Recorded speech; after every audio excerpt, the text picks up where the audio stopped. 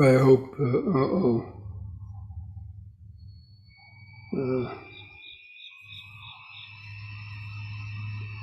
think this is not working. I need Judah to come down. Can you get there? I hope, a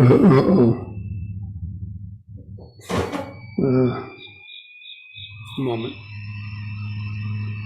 I think this is not working. I need Judah to come down. Can you get there? I hope,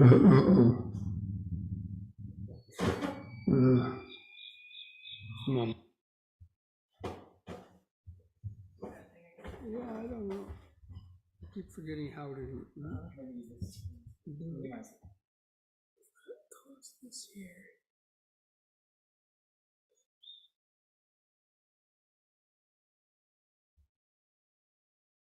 Okay.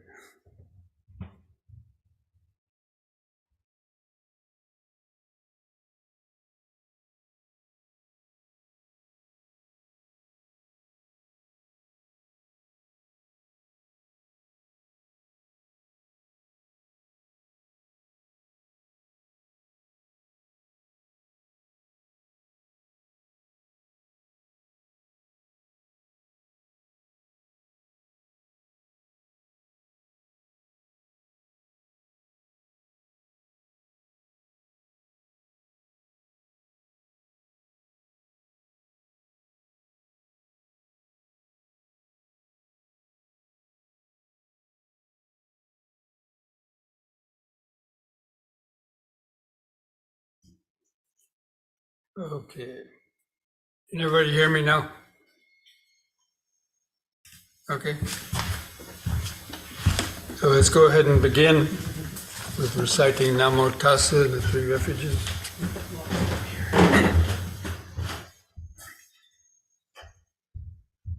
Namo Tassa Bhagavato Arahato Samma Sambuddhassa. Namo Tassa Bhagavato Arahato Samma Sambuddhassa. Namo Tassa Bhagavato Arahato Samma Sambuddhassa. Buddhang Saranang Gacchami, Dhammang Saranang Gacchami, Sanghang Saranang Gacchami, Dutiyampi Buddhang Saranang Gacchami, Dutiyampi Dhammang Saranang Gacchami, Dutiyampi Sanghang Saranang Gacchami, Tatiyampi Buddhang Saranang Gacchami, Tatiyampi Dhammang Saranang Gacchami, Tatiyampi Sanghang Saranang Gacchami. Welcome, friends, to this Wednesday evening Dhamma discussion and meditation practice. I hope you're all able to get the mailing I sent out and to take a look at tonight's sutta topic, the Sabbasava Sutta, the removal of all the taints.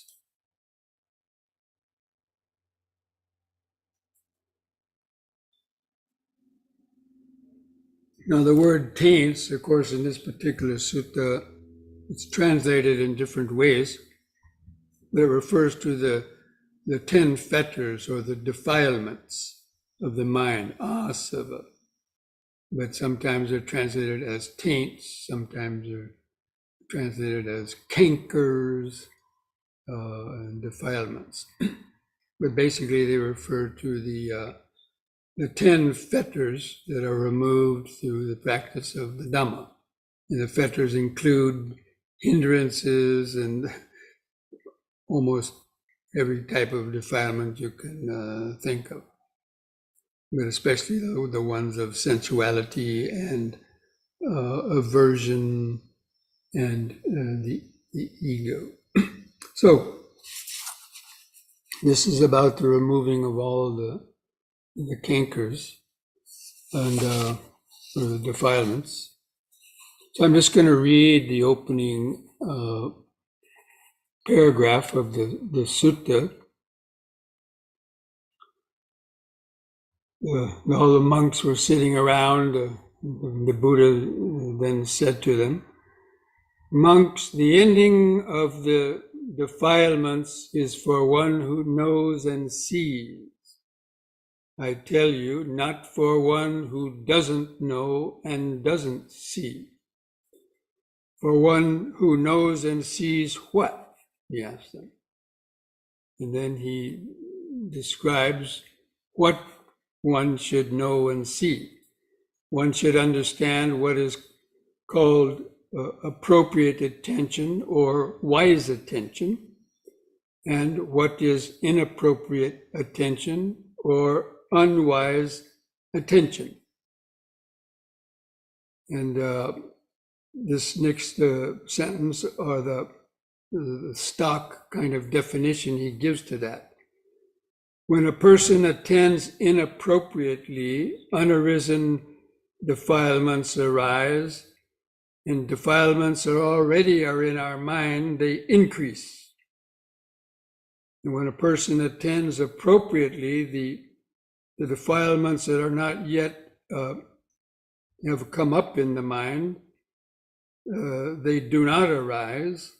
And if any defilements are there in the mind, they are abandoned with that appropriate attention. And then he goes on to enumerate the 7 ways that defilements are eliminated and overcome in the mind. And in this particular, the Thanissara has defined the defilements as effluence, or the asavas. Again, these Pali words are translated differently by different translators to suit their understanding or what they believe more clearly defines those Pali words. So there are effluents to be abandoned by seeing, as we just mentioned. Then there are those to be abandoned by restraining, those to be abandoned by using, those to be abandoned by tolerating or enduring, those to be abandoned by avoiding, those to be abandoned by destroying, and those to be abandoned by developing. So those are the 7 ways of overcoming defilements that are covered in the sutra, and that I want to go over again, because I've talked about this sutta before when I was going over the sutras a couple of years ago, and we've mentioned it. It's quite a well-known sutta. So what is this attending or wise attention and unwise attention? The Pali words are yoniso manasikara, or wise attention, and ayoniso manasikara. And the manasikara basically is the attention that the mind is giving to an object. And yoniso is a word that kind of basically means with wisdom, or in the right way, with wisdom. And ayoniso means without the wisdom. So yoniso manasikara is often translated as wise attention and the unwise attention. And basically this refers to, the unwise attention means seeing the marks of beauty in objects and start to develop, attachment and desire for the mark of beauty. So whatever we see, we tend to focus on what arouses our sensuality. Like say, if you're looking at a person, you might see their hair or their skin color or other features of the body which develop, desire in the mind, and you're taking these things to be kind of real, and that person to be real. So from the Dhamma point of view, that is unwise attention because it stirs up a desire or lust, and that could be for a person, it could be for food, smells, taste, any of the six sense objects.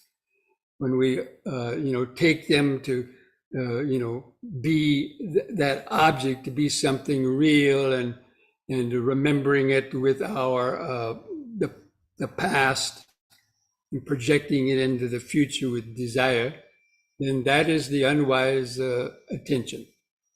And then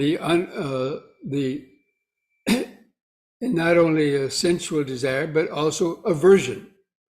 So whenever an object brings up aversion, or a person brings up, resentment or anger, and because we're identifying that person or object as being something real and our experience with it in the past, so this stirs up the unconscious mind, the defilements. So that means you're attending unwisely, so therefore the unarisen desire or aversion that may not have been there 2 minutes ago because of the contact, it arises. And if you're already having desire and you continue to focus on that, then that sensuality increases. So it's because of the unwise attention that occurs. So the wise attention means attending to that object in terms of this is impermanent, the clinging to it brings suffering, and it doesn't have any ultimate inherent value in existence apart from past experiences that I've had with it. So this is the kind of wise reflection or attending wisely whenever we, again, encounter any of the six senses, which include our own thoughts. So a thought comes into the mind, and then you attend to it unwisely, in order to, which means like stirring up the desire or aversion to it again. Or you look at your own body and it stirs up, oh, this is me, and I'm so beautiful, or I'm so ugly, or whatever, it can be positive or negative.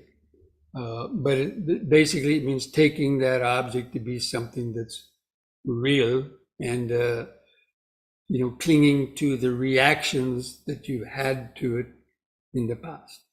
So that's the unwise attention. And then if you can read the second paragraph, if you're following that handout that I sent out, the Buddha says, this is how a person attends inappropriately because of the sense of self. He thinks, was I in the past? Was I not in the past? What was I in the past? How was I in the past? Having been what? What was I in the past? Shall I be in the future? Shall I not be in the future? What shall I be in the future? How shall I be in the future? And so on. Or else that person is inwardly perplexed about the immediate present. He's thinking, am I or am I not? Do I have a self or I don't have a self? What am I? How am I? How have I come to be? Where is it going to go? So the person, reflects on the sense of self in that way because he hasn't understood it yet. So they still have doubt and confusion because maybe of hearing different ideas about it from different religions or religious teachers talking about the self in the various ways, whether it's real or not real, both or neither, and so on. There had been so many different views about it. So that's how, and all of that inappropriate attention keeps reinforcing the sense of self, or I, me, and mine. And because of this inappropriate attention in this way, one of the 6 kind of views arise in him. Again, the view of I exist, or I don't exist, or I both exist and not exist, or neither exist nor neither not exist, and so on. It becomes quite confusing. Anyway, so that's the attending inappropriately or with unwise attention, how all those defilements of our mind increase and stay in the mind. And then how does a person attend appropriately or attend with wise attention?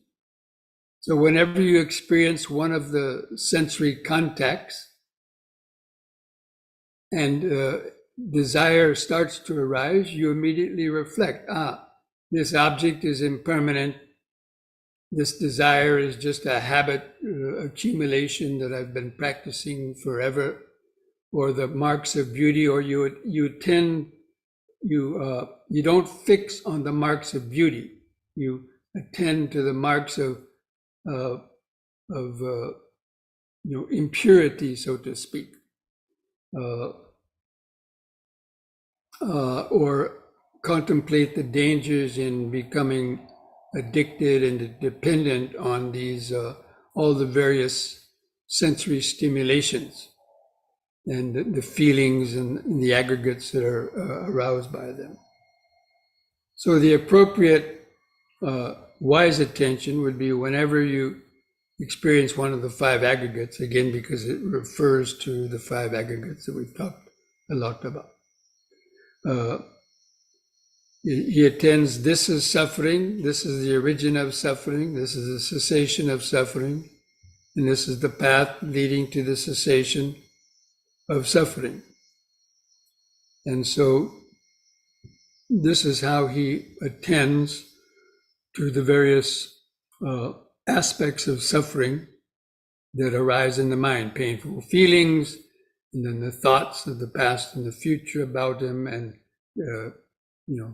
you apply that wise attention so that those defilements that had arisen, they will cease with that wise attention, reflection, and the one that haven't arisen, they will decrease and not arise again. So these are called the defilements to be abandoned by seeing. And that seeing really refers to the attainment of stream entry. So when it says the defilements to be abandoned by seeing, actually it refers in the deeper sense to attaining stream entry, because that's when the first 3 fetters are completely eliminated. That means the view of self, any doubts that you might have had about the self or other aspects of the Dhamma, and attachment to rites and rituals, thinking that some external means of purification is going to purify the mind, or just believing that a savior, if you believe in a savior, they'll save you at the time of death and you'll attain Nibbana. But because you overcome the belief in rites and rituals, because you've seen how it is rooted in the mind, and the only way to overcome those defilements is through the practice of the meditation, developing mindfulness, concentration, and wisdom, and the attainment of stream entry and the rest of them. So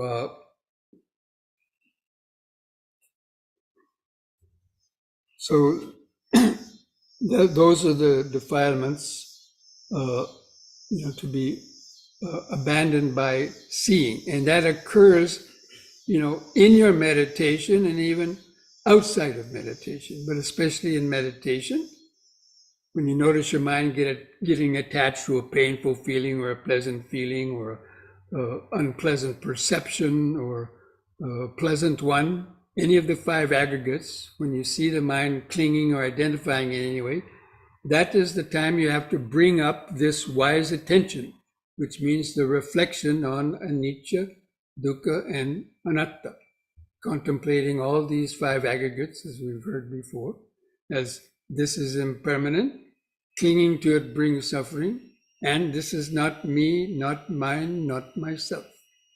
That is the wise attention, and that leads to eventually to these moments of seeing, or a deep insight. Like, oh my God, that's the way it is. I mean, that's real, because you have this kind of insight into it. It's difficult to explain insights, but each person, they occur to them in different ways. But as I've mentioned before, it's a way of understanding what you might have heard or read or intellectually understood before. It's an intuitive, a deeper mental understanding of that truth. So now, before we go on, I want to give you an opportunity to ask any questions about that particular first way of, removing the defilements, removing by seeing. So it's seeing by insights, and it's seeing by actually attaining stream entry is where they're permanently overcome.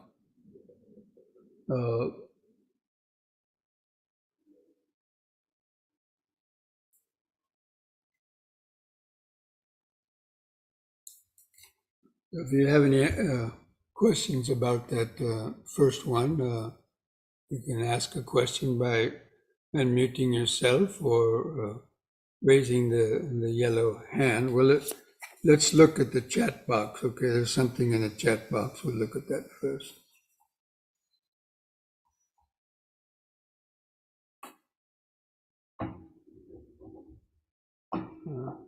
Sorry, some technical difficulties with my...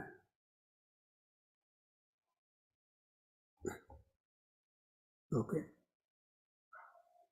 Are these ways of abandoning defilements to be done in a particular order? Let me try the first one.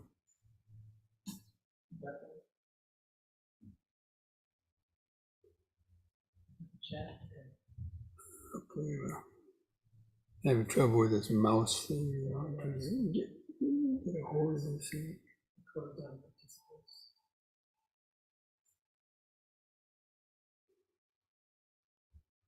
Are these ways of abandoning defilements to be done in a particular order?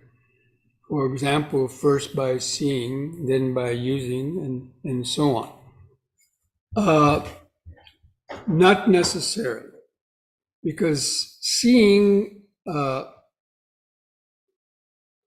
requires some time, to do that as you're meditating and getting insights. It doesn't mean you have to do that before you practice restraint and the other things. But the seeing, the insights into that wise attention, unwise attention, and helps you to more efficiently practice the other ways, but certainly not. Like one of the ways that we're going to talk about is, observing precepts. So a precept is one way of restraining oneself, and so on.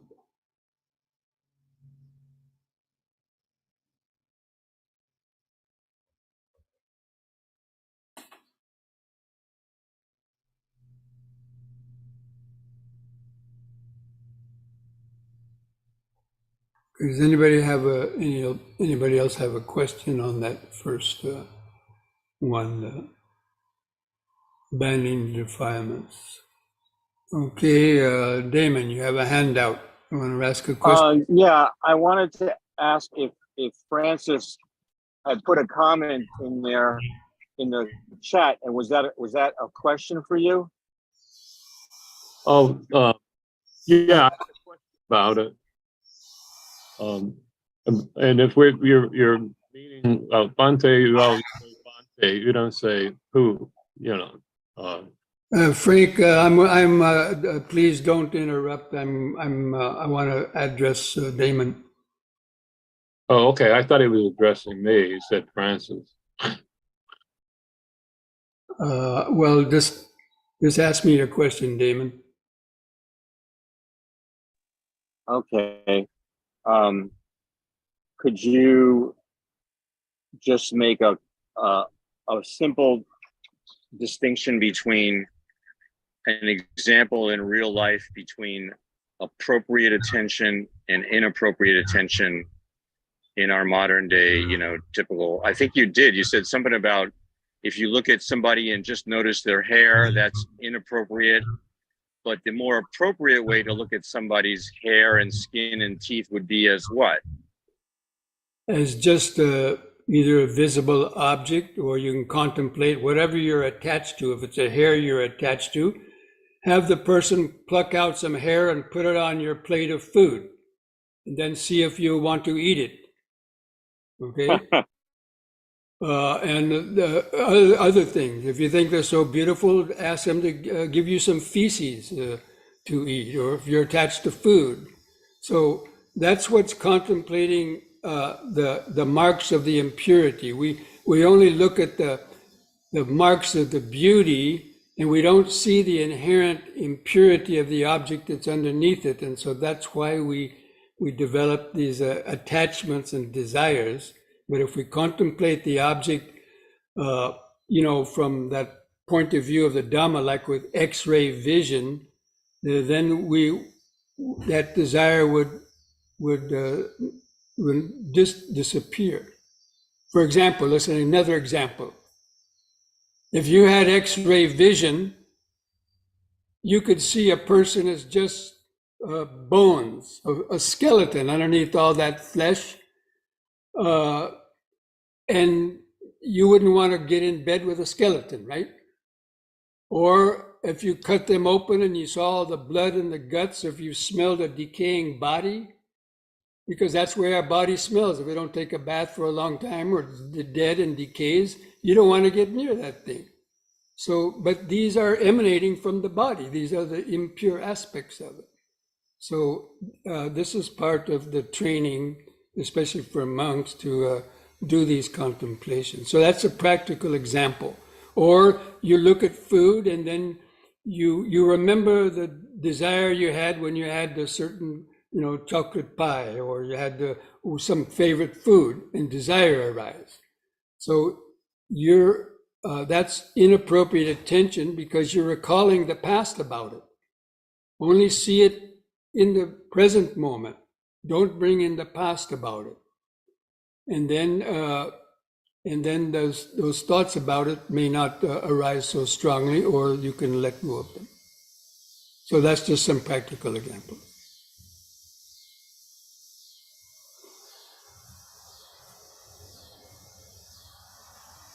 Any other questions about that one? What's the Bhante? What is the how do you get that hand up? I don't know how to do that, for one thing. But I wanted to ask you about a certain part of the element that I put up, where the three fetters are abandoned in him with the appropriate. So what I'm asking is that, what I found interesting was at the end it says precepts and practices that are abandoned, along with the identity view and doubt, and grasping at precepts and practices. I've never seen that before, but I mean, what does he mean? What does the Buddha mean about precepts and practices? Well, the precepts actually, it's rites and rituals. So the person who translates the precepts, the Pali words are sila, bhatta, paramasa. So sila does mean precepts, but but it also the Buddha defined it in terms of the rites and rituals. See, the Brahmins in those days thought that just by bathing in the Ganges River, they thought the Ganges River was holy and had purifying things. And if you took a bath every day in the Ganges River, that would purify your negative karma. So the Buddha said, no, not bathing in any amount of water is going to purify your karma. It can only be done through the method of developing insight and wisdom into the Four Noble Truths. So that's one example of the precepts. Now, it could be so attached to precepts too, you're so obsessed by the precepts. And that refers to the monks have a lot of precepts beyond just the 5 or the 8 or the 10. And, so some of them, from a layman's point of view, they may sound, like not very important. And some people get so obsessed by them that it disturbs the ability for the mind to meditate. So that could be an example of attachment. I'll cite the famous story of it's a Zen story, actually. So there was two monks walking along. They came to a river, and the river had been swollen with rain. And there was a lady trying to get across the river, walking across the river, but she was struggling and she was going to get swept away. So one of these monks, without thinking whether it's a man or a woman or whoever it was, he only saw a human being, or maybe he knew it was a woman, but she's going to drown. So this monk knew how to swim. He went in there and saved the lady, took her to the other side and put her down, or brought her back and put her down. And the other monk was watching this and he said, we monks, we have a rule not to touch any females. Now look what you've done. You've gone in there and you've picked up this female and brought her to the shore. And then the monk who saved the woman said, look, I've already put this woman down. You're still carrying her around in your mind. You see? So that's just a precept. So this monk was so attached to the precept that he would just let a woman get dragged away, or them, I can't say he or she or woman or matter anymore, but this person gets swept away. And so, he just thought about saving a life, right? So that's an example of being attached to the precept, so attached that it causes this kind of, this person was holding that in the mind. Okay.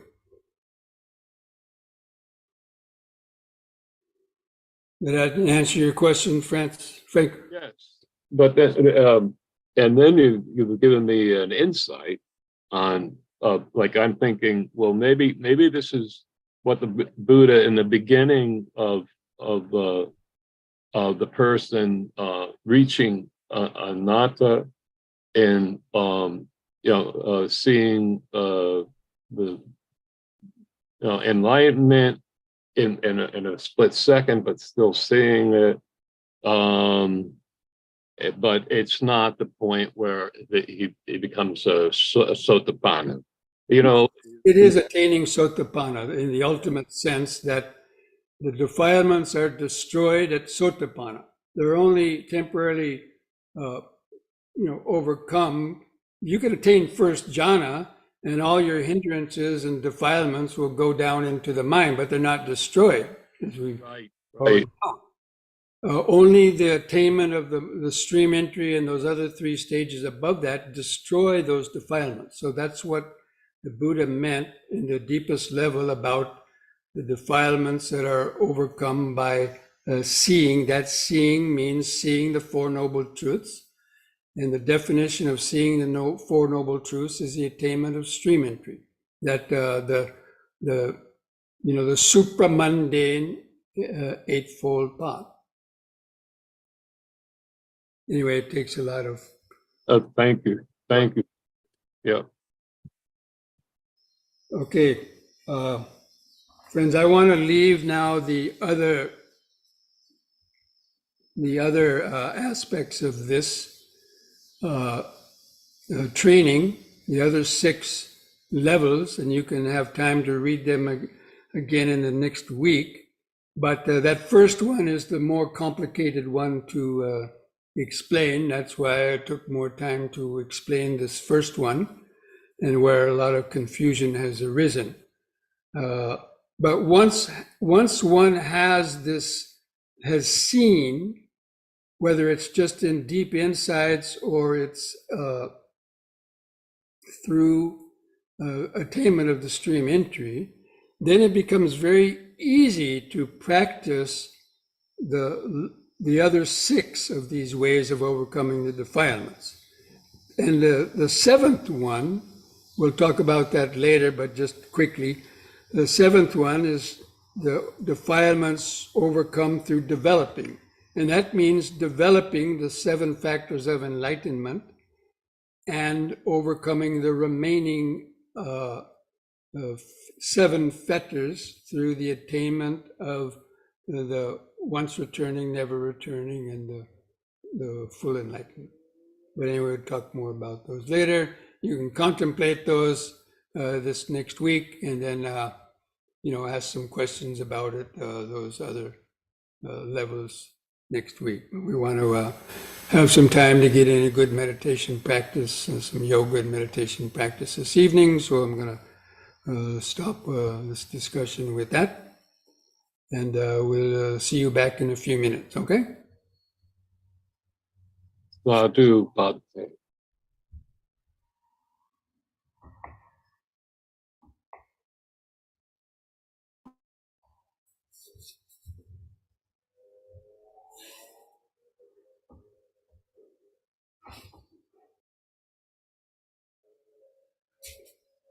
I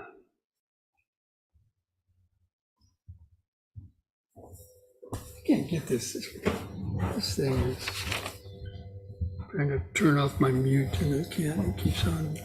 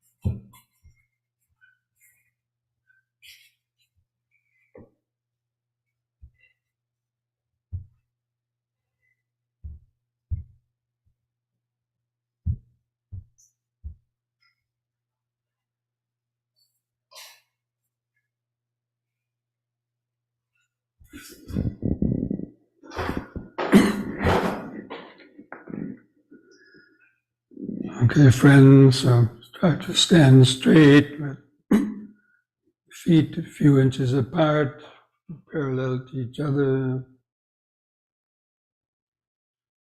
Just gently close your eyes. Just relax your shoulders and arms.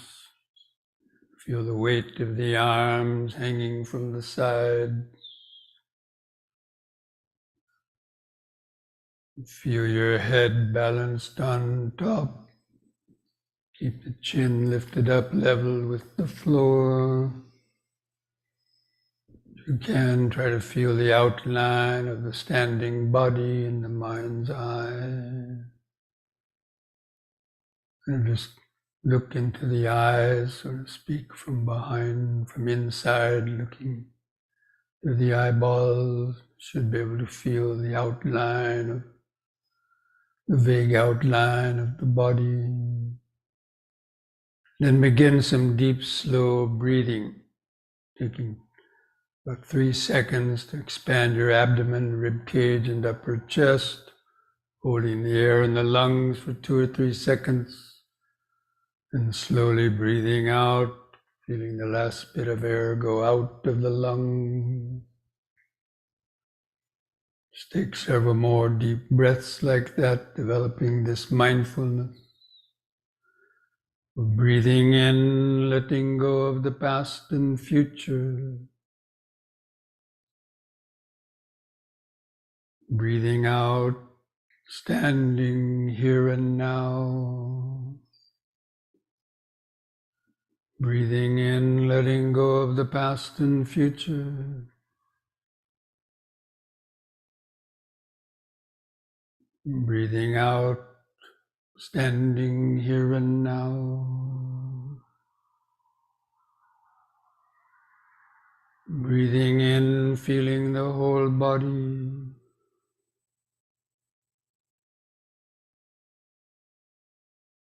Breathing out, feeling the whole body.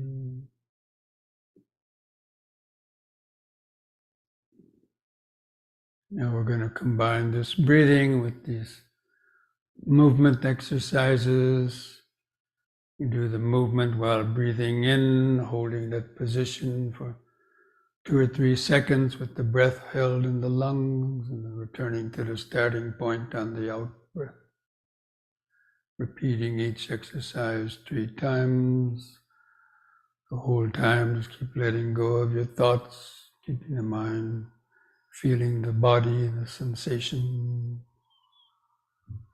So on the next in-breath, raise your hands over the head, interlock the fingers, turn the palms up, straighten your arms, stretch your head back, and look at the back of your hands and stretch up. On the out breath, turn the palms down, touch the top of your head. Again, in-breath, palms up, straighten the arms. Stretch the head back, bend back a little bit. Feel the arch in the lower spine, sensation. Out breath at the top of the head. And the third time, hold that upward stretch longer, bend back a little more. Stretch upwards, backwards. Feel the sensation.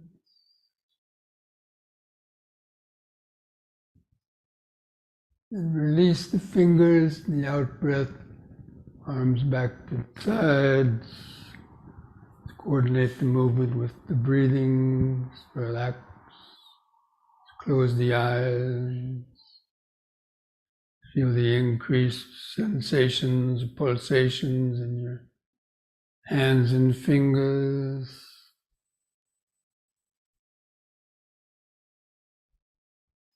Feel where the clothing touches the skin, chest, the stomach.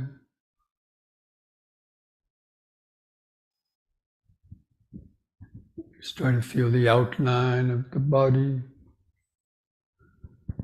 Just remember the present moment, the standing, standing,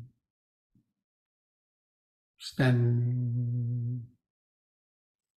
Just letting your thoughts come and go in the back of the mind, keeping the standing, breathing body in the front of the awareness.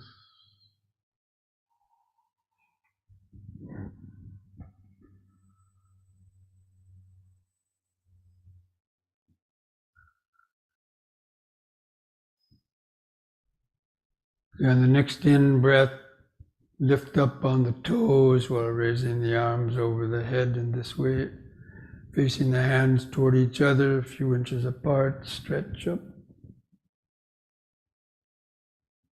Out breath, arms back to the sides, feet to the floor. Use the in breath to help lift up the body.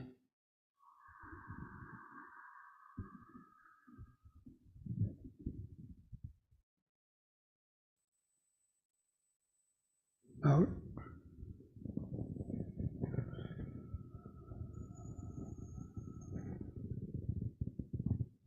Once more, in.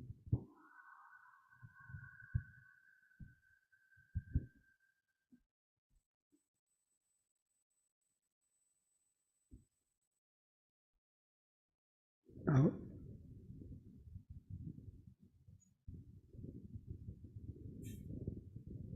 Close the eyes.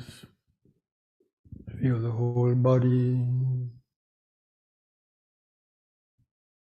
Remember standing, standing, standing.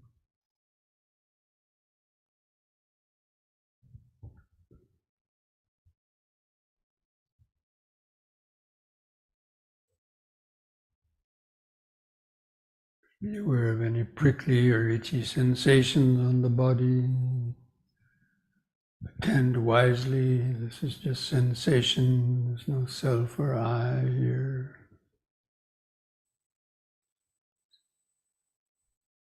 It's the earth vibration.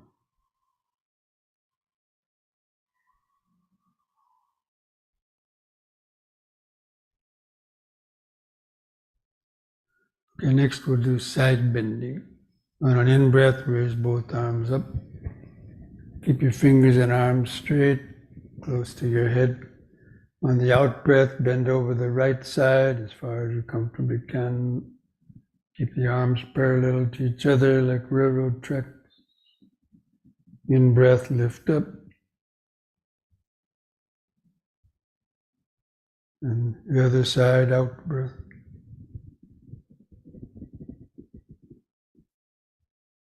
In-breath, up. Again to the right, out-breath.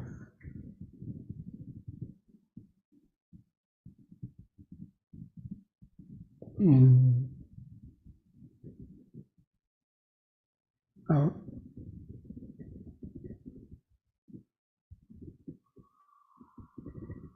In. Once more to each side.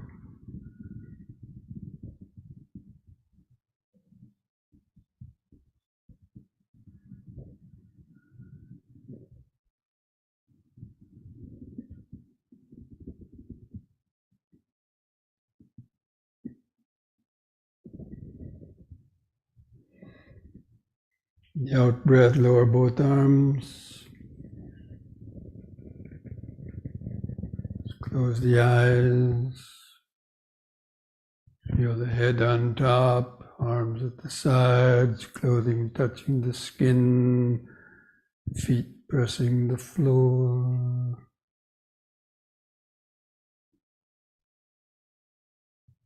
Remember standing, standing,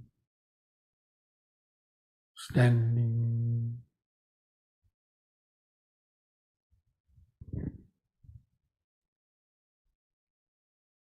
Seeing this body with wisdom, wise attention to this body means this body is just made up of billions of cells, molecules, atoms, electrons. Nothing really solid here. It's produced by the past karma, energies of nature. It's not me, mine, or myself. It's the wise attention.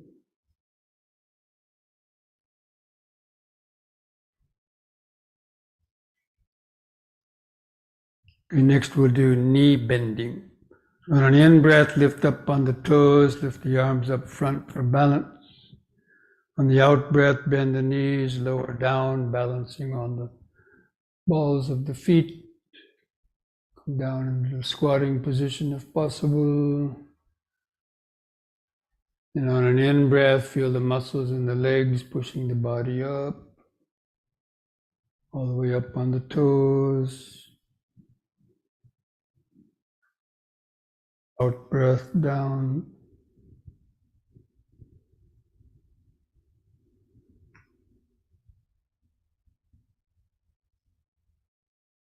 In.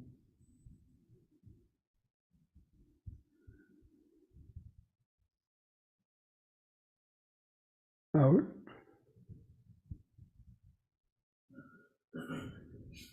Hold that squat a little longer.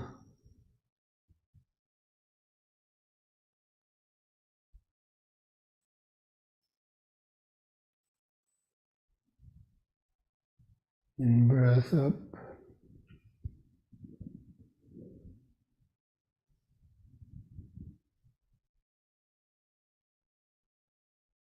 Out breath, relax. Feel the increased heartbeat or the pulsations.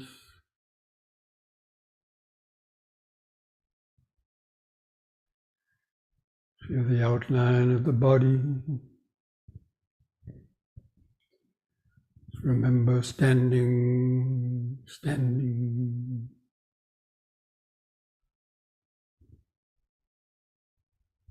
Present moment awareness.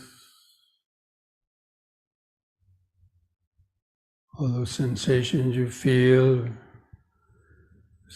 cells vibrating, interacting, bumping into each other, producing friction, sensation in the nervous system. Some of them are pleasant sensations, some of them are unpleasant sensations. Many of them are neutral sensations. It's part of that wise attention.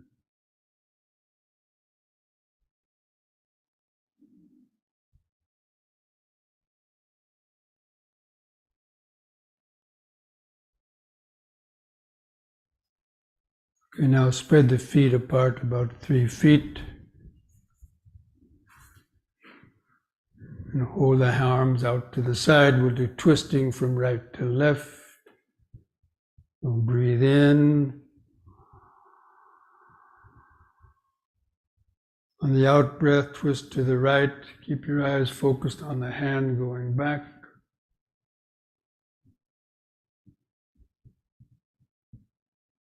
In breath, back to the front. Let your feet turn with the body and then go to the other side with out breath.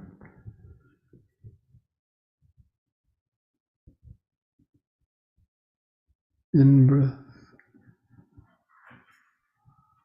Just keep alternating sides like that with the breathing.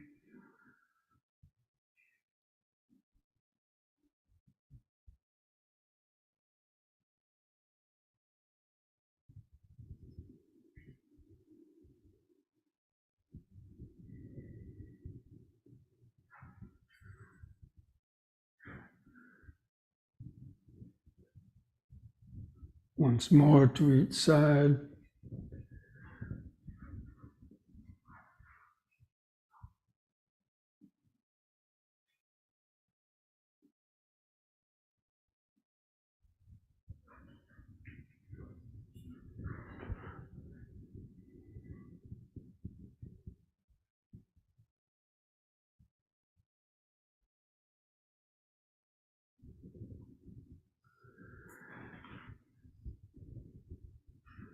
Out breath, lower the arms, close the eyes.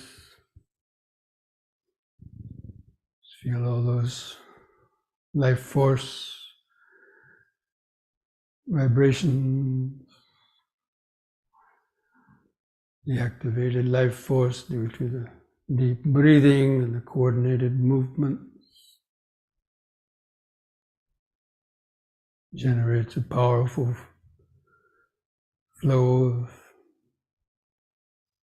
energy in the body.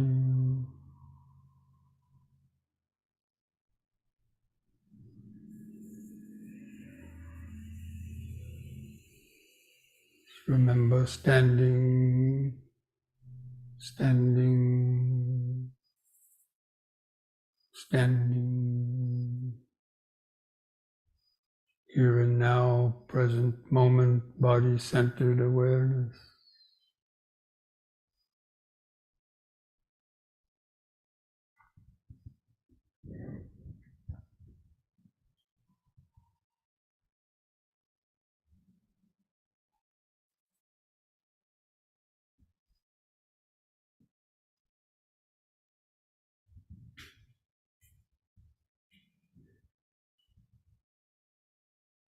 Okay, now place the hands together at the chest. And breathe in, hands over the head. From the out breath, hands to the chest, bend the knees, lower down. Keep the back upright. In breath, lift up.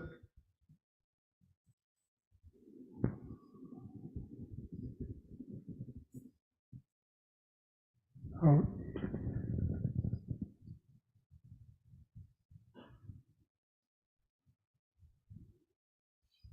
Feel the stretch in the hips and knees. In.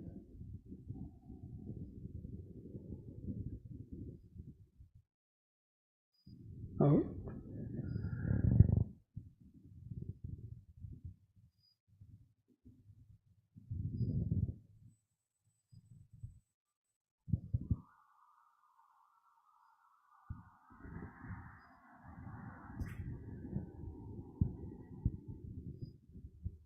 Out breath. Close the eyes. Feel the outline of the body.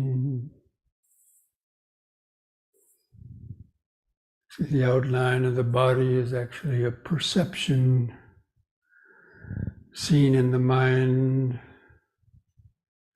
Perception is just a mental picture of all the different sensations, feeling sensations in your head, hands, legs, feet. The mind creates this sort of outline that you identify as a body, and you identify it as my body or another person's body. And that's the unwise attention. As you get attached to the eye and start identifying marks of beauty, desire.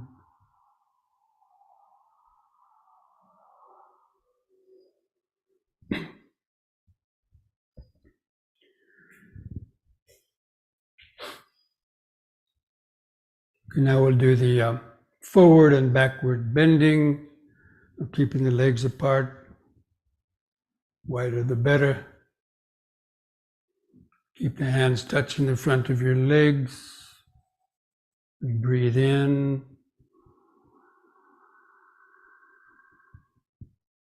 On the out breath, bend forward. Let the hands come down to your kneecaps the first time. Keep the legs straight, the arms straight. Keep the head lifted out, looking out in front. Flatten the spine. Feel the stretch in the legs. In breath, lift up. And move the hands around under the buttocks for support. Let the head go back, and on the out breath, gently bend backwards. Keep your eyes open, not too far the first time. Feel the arch in the spine. In breath, lift up. And the second time, let your hands come down below the knees. About halfway if you can. Still keep the head up, legs straight. Feel the extra stretch in the back of the legs.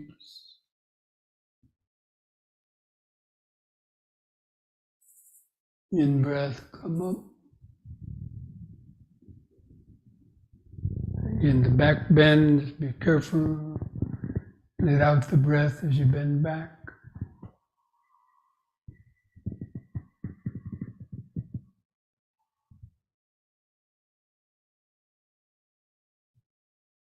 In breath, lift up.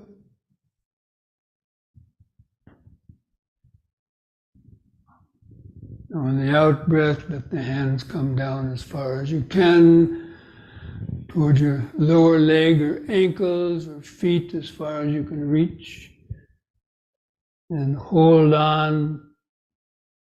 Hold that position longer. Feel the stretch in the hamstring muscles.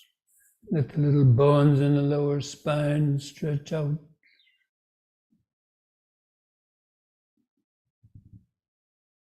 Feel all the sensation.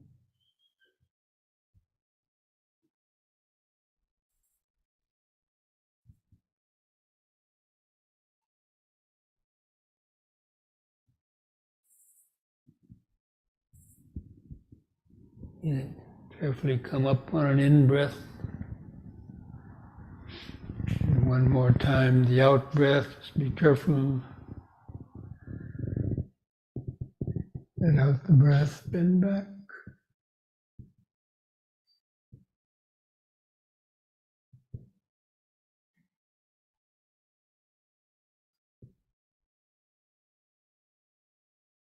In-breath, lift up. On the out-breath, relax your shoulders and arms at the sides. Close the eyes. Feel the outline of the body. Feel that activated life force vibration. Try to imagine the body as just being billions of cells, molecules, atoms, vibrating, interacting, producing all these sensations, pleasant sensations, unpleasant sensations, neutral sensations, the perceptions of a body or parts of the body. Those arise in the mind, that's the perception. The mental image.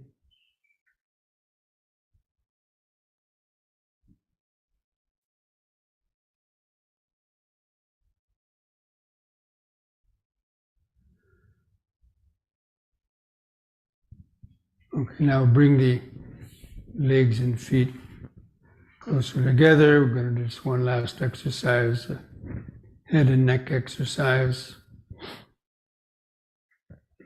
Standing straight.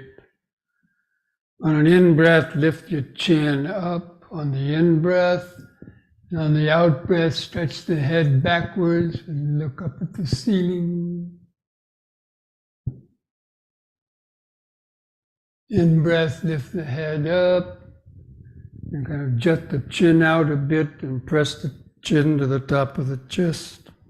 On the out-breath, feel the stretch in the neck vertebrae. And the in-breath, lift the chin up, level, and on the out-breath, stretch the head back.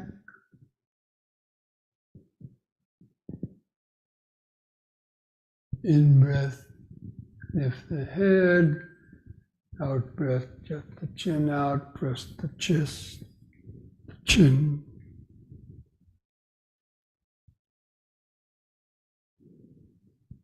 In-breath, lift the chin up, Out breath, stretch the head back.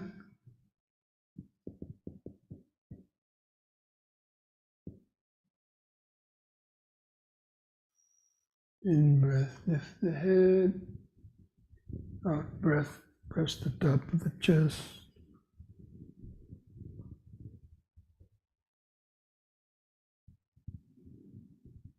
In the in breath, lift the chin up level. Keep the eyes closed. You can just feel the outline of the body. Just remember standing, standing. Present moment awareness, grounded in the body, the natural default position for consciousness, whenever it's not doing some other kind of thinking or moving about. Mind naturally falls back, rest in the present moment.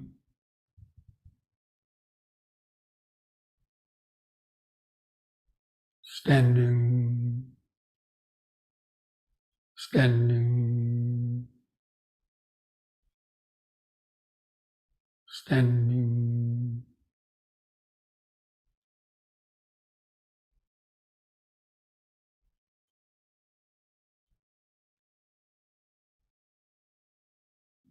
Feel as though the whole body of the body was standing on a vibrating machine, feeling all those vibrations from the soles of the feet up to the top of the head.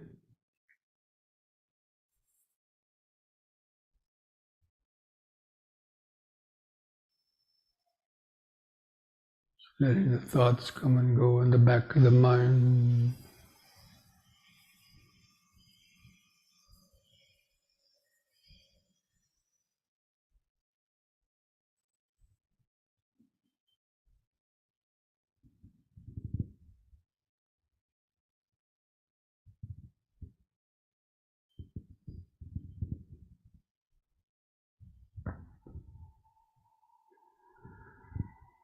Okay, so now let's mindfully come back to your meditation place and get ready for the sitting.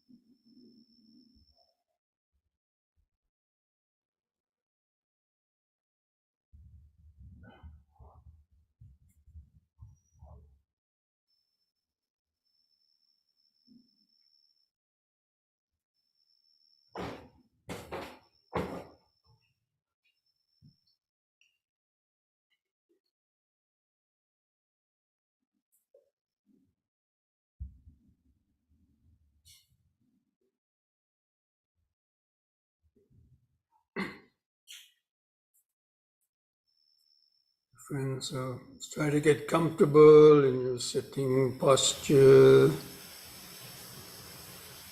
Try to align the back and the spine and the back of your head in a straight line. Keep your chin lifted up, level with the floor. Gently close the eyes. Feel the head balanced on top. Just kind of feel the eyes in the sockets. And imagine you're kind of looking into the back of your eyes.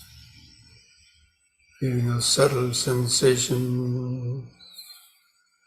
Should be able to feel the vague outline of the sitting body. Feel the head and face just in front. Feel the shoulders and arms at the side, hands touching together.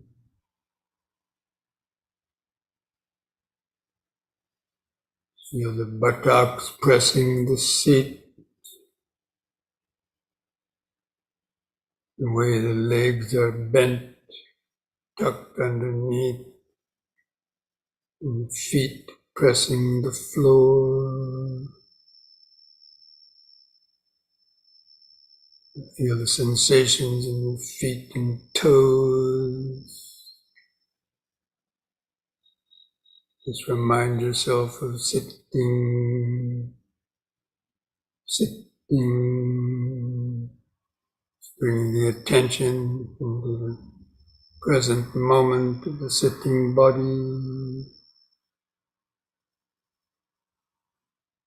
And then again, just rest the attention on the eyes. Feel the subtle eye movement sensation. Feel the outline of the body. And again, begin some deep, slow breathing like we did in the yoga session. Take a few seconds to expand the abdomen, rib cage, and upper chest, holding the air in the lungs for 2 or 3 seconds. So the oxygen has time to get out into the bloodstream. On the out breath, try to feel the last bit of air go out of the lung. And just continue that several more times, developing this mindfulness. Breathing in, letting go of the past and future.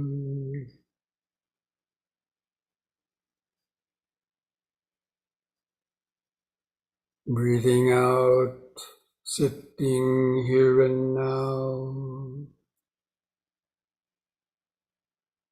Breathing in, letting go of the past and future.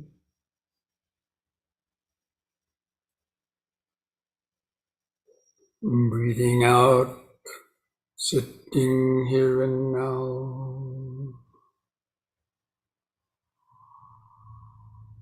Breathing in, feeling the whole body.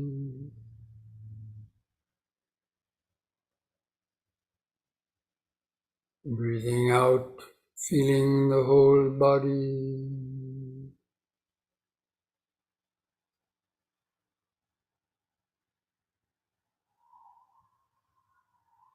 Now we're going to count the breaths from 1 to 10. I'll do the counting for you.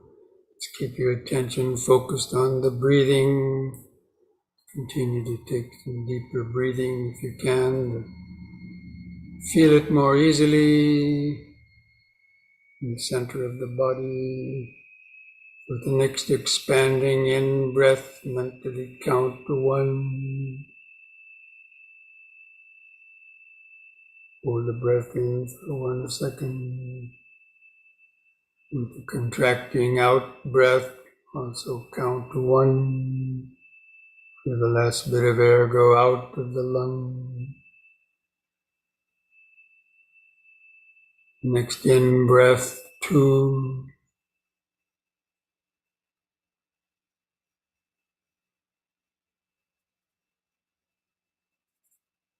Out breath, 2.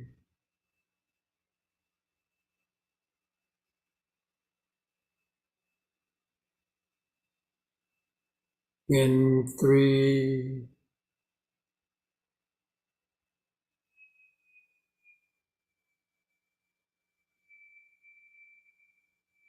Out 3.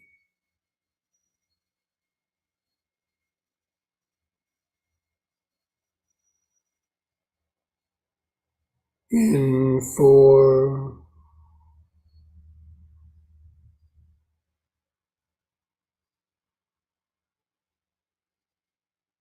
Out 4.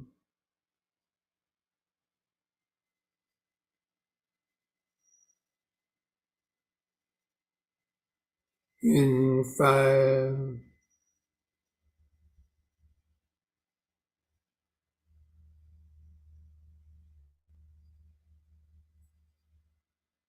Out 5.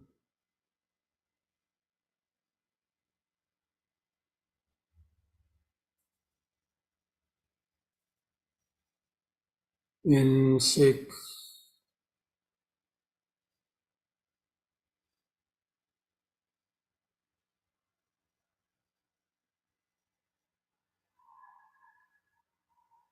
Out 6.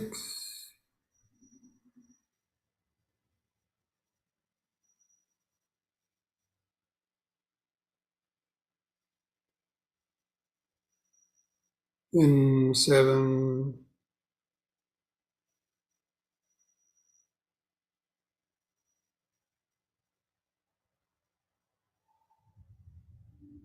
Out 7.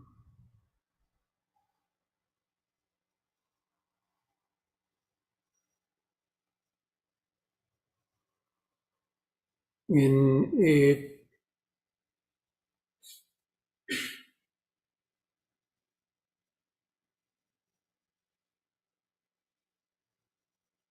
Out 8.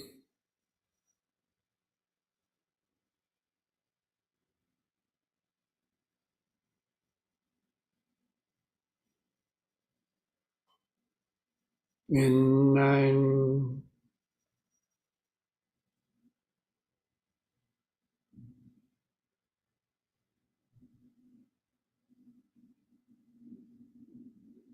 Out 9.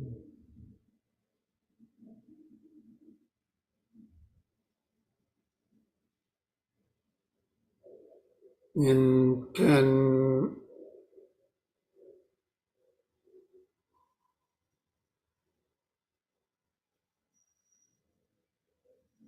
Out 10.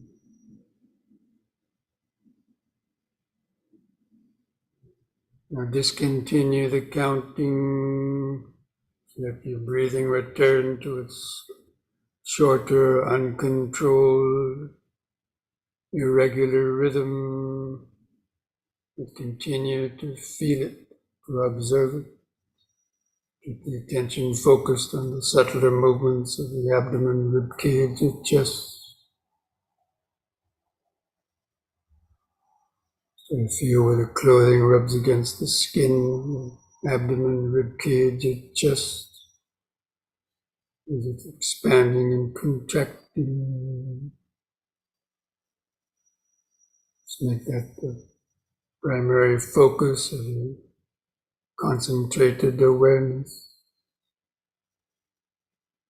Knowing when the breath is coming in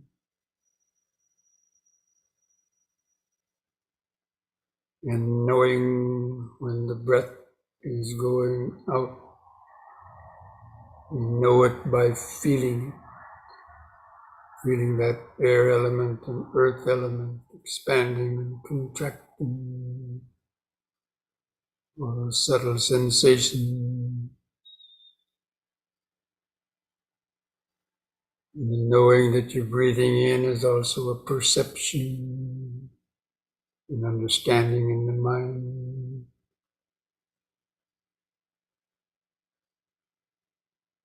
It's different from breathing out. It's a different perception. The out breath gives different sensation.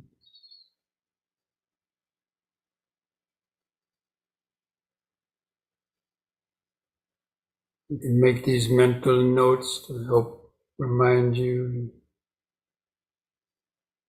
in sitting, out, out, sitting. It's the ongoing, continuous, present moment of this body, sitting and breathing. In sitting, out, out, sitting, tuning into the 4 phases of each breath cycle, expanding in breath in the brief pause, contracting out breath in the brief pause. Let's turn up the power of the mental microscope, bring it into clear focus. In sitting, out, out, sitting, breath by breath, moment by moment.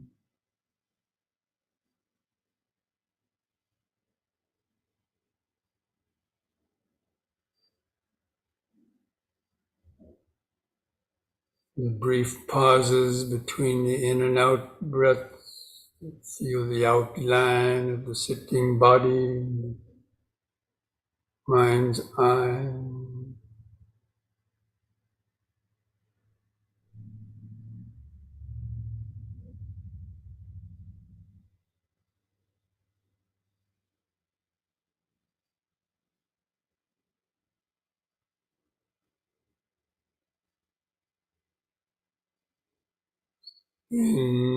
In sitting, out, out, sitting.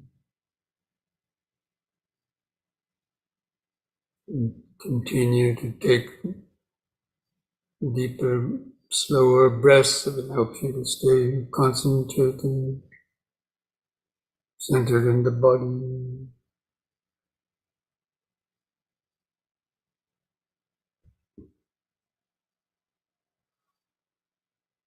Letting your thoughts come and go in the back of the mind. Keep the sensations of the breathing body in the front of the awareness.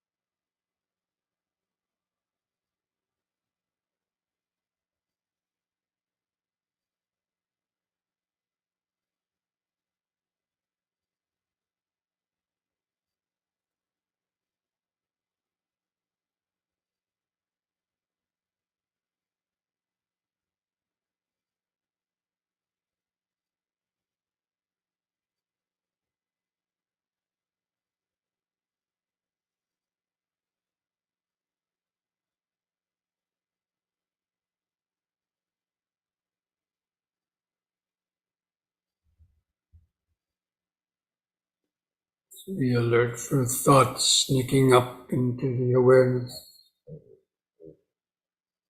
You get carried away in thoughts, recognize as thinking. Gently let go of the thoughts, take a deep breath, bring the mind back into the body.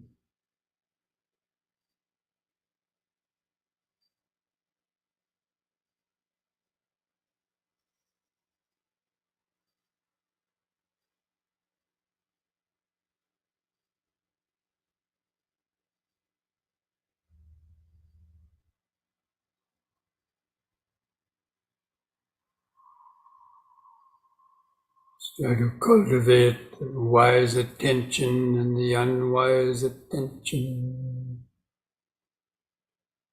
You're spotting unwise attention, you're starting to react, cling to some sensation or thought.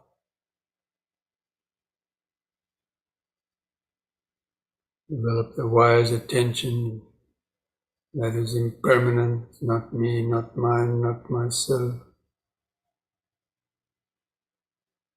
Just let it go. It's impermanent. It's attending wisely to all the sensations, perceptions, thoughts.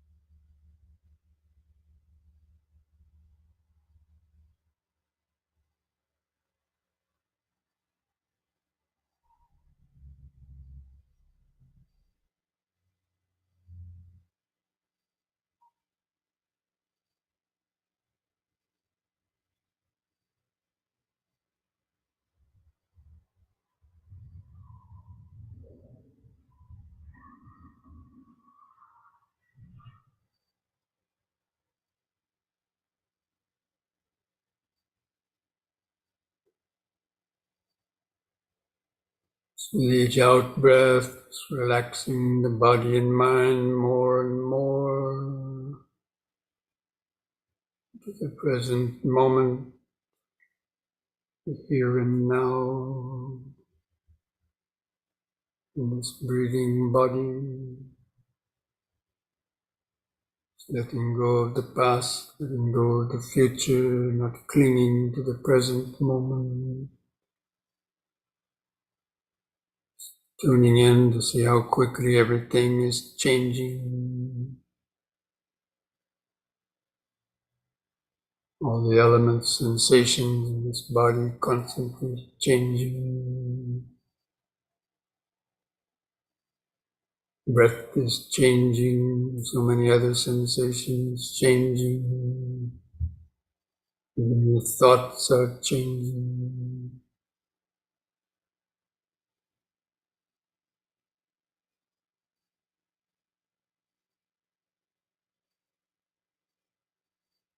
That's the development of seeing, the right seeing, change and impermanence.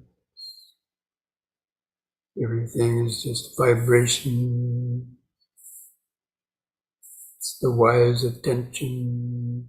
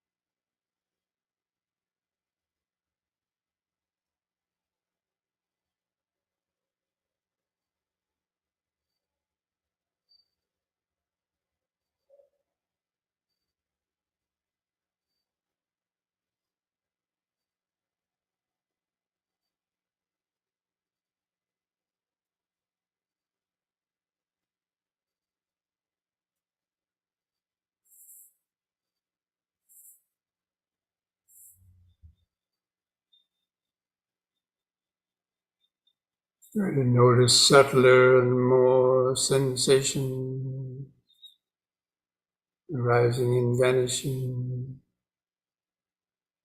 in this breathing body. Let's cultivate the wise attention. This body is just billions of cells, molecules, atoms, electrons, vibrating, interacting, keeping this body alive.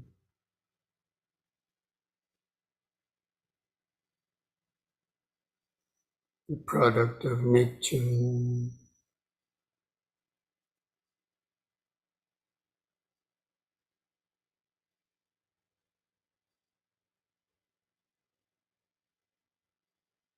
So gradually just opening up to that flow of impermanence without clinging to the body as being I, me, or mine.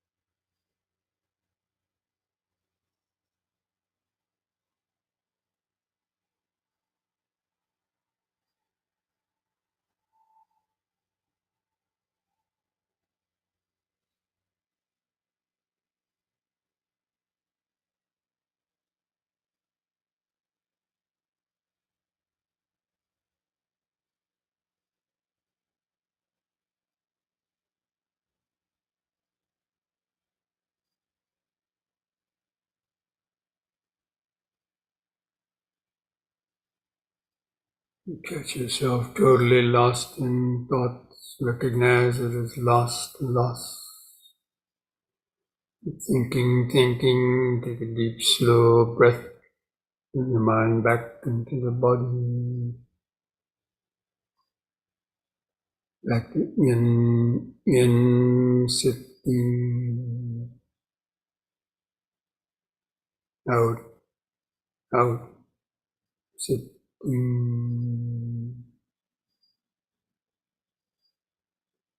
We establish that outline of the breathing body in the mind's eye.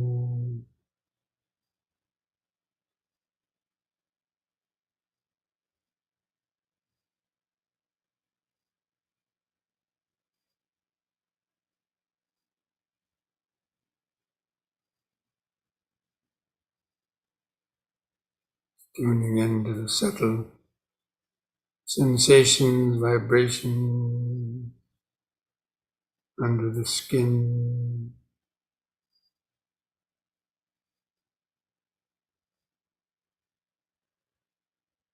If you're able to identify the five aggregates, identify them as they arise moment by moment. This is material vibration. That's a pleasant feeling. That's a painful feeling. That's a perception, mentally created image, your idea. That is the thoughts or emotions connected with those perceptions and feelings, or reaction, urge to move.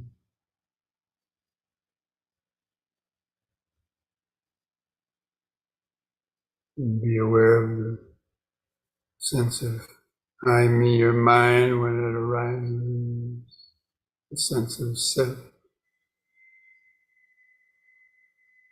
Regarding all these five aggregates, this is not me, this is not mine, this is not myself. It's just mental and physical phenomenon arising and passing away due to the power of past accumulative karma and ignorance.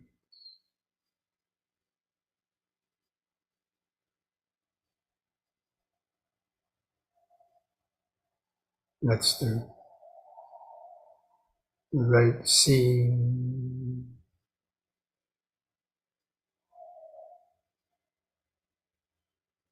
Contemplate the Four Noble Truths. This is suffering, this is the cause of suffering, this is the cessation of suffering, this is the path leading to the cessation of suffering.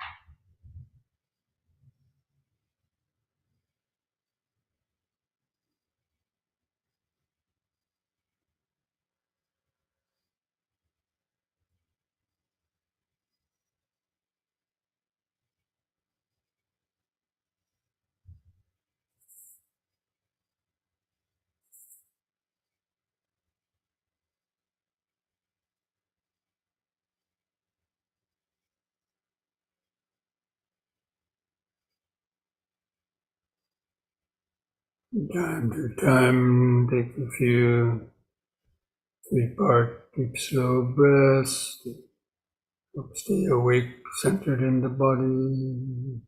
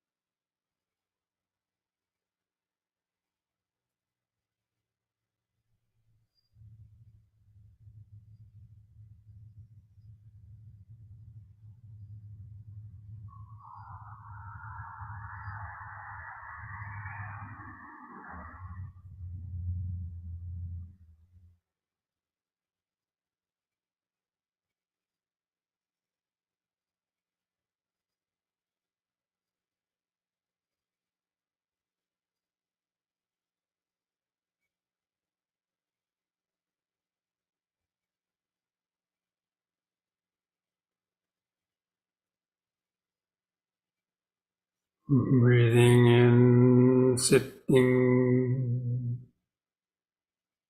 Breathing out, sitting. So many different sensations come and go.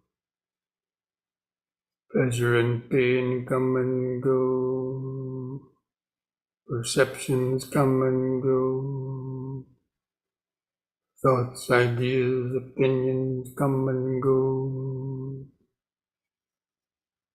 Thoughts of I, me, and mine come and go.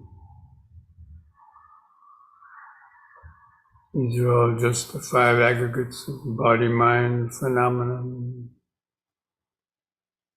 undergoing their natural condition of impermanence, arising and vanishing in the mental space, the present moment awareness.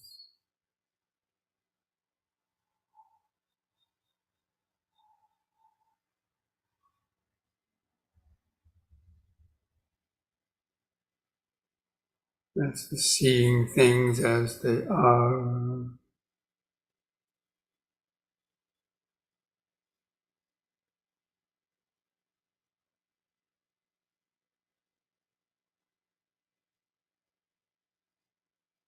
Destroying the 3 fetters of belief in a self, doubts, attachments to rites and ritual.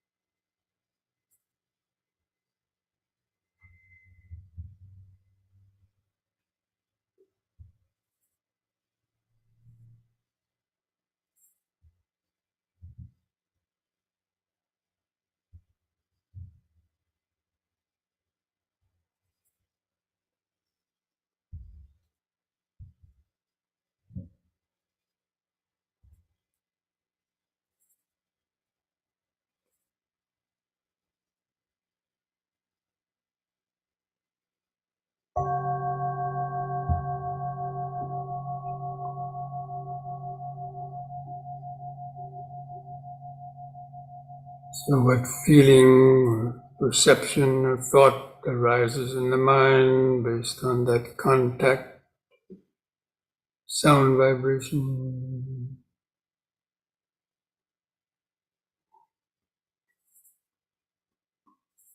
and reflecting wisely or unwisely.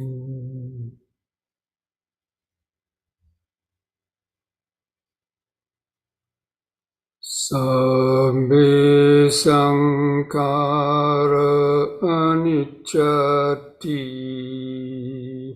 yada panyaya pasati atanabindati dukkhi Yesamango visuddhiya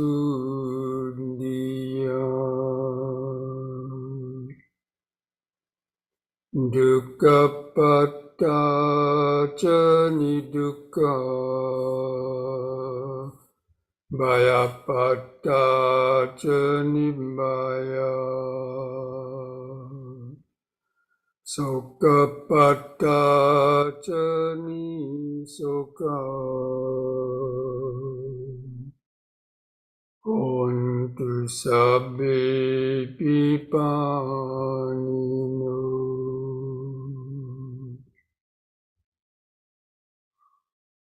All conditioned things, the five aggregates of this body, mind, and world are impermanent. When one sees this with the eye of wisdom, one becomes disenchanted with suffering. This is the path to freedom. May the suffering be free from suffering. May the fear struck be free from fear. May the grieving be free from grief. In this way may all beings live with mindfulness and wisdom. Thus spoke the Buddha.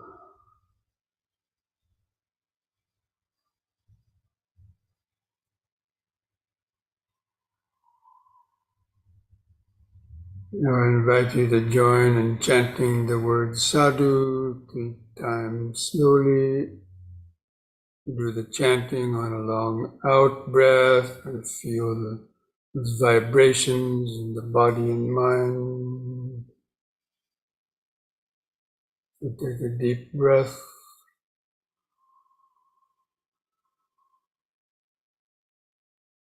Sadhu.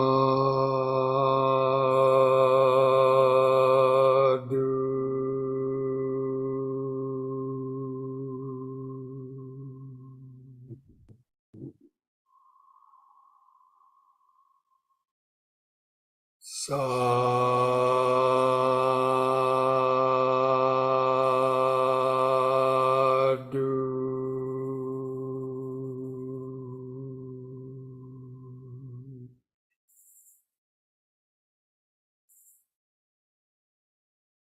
Sadhu.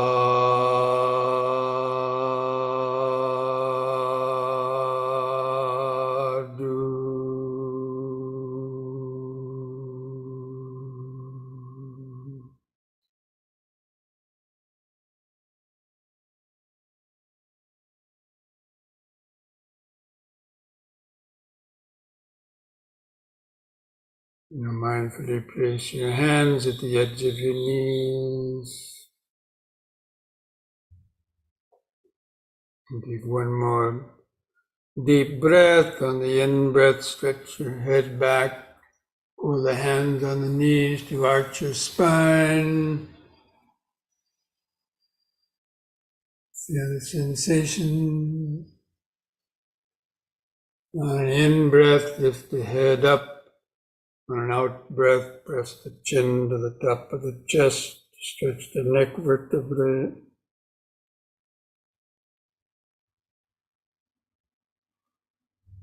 The in-breath, lift the head up level. On the out breath, relax. Put a smile on your face.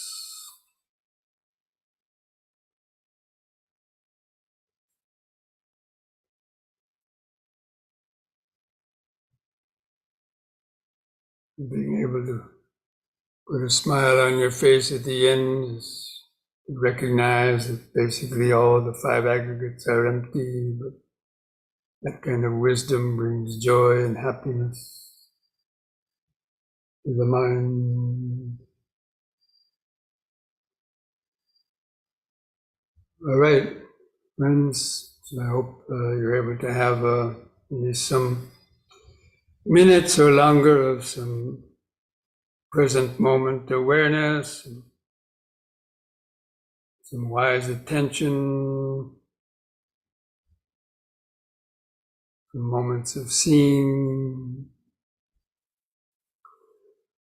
Okay, so next week we'll continue on with the sutta and going over the rest of the ways and helping overcome defilement. This weekend, this Friday, I'm going to Pittsburgh.